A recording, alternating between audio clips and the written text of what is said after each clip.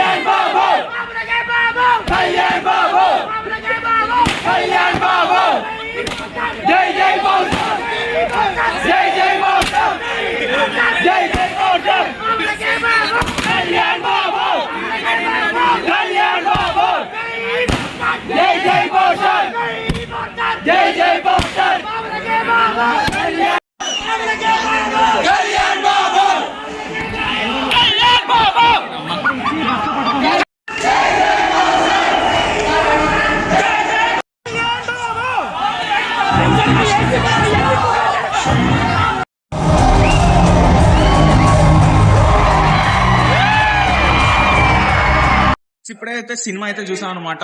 మామ సినిమా అయితే సూపర్ ఎంత బాగుందంటే అంత బాగుంది నిజంగా. ఎలాంటి సినిమా మామ చూసి చాలా రోజులైంది.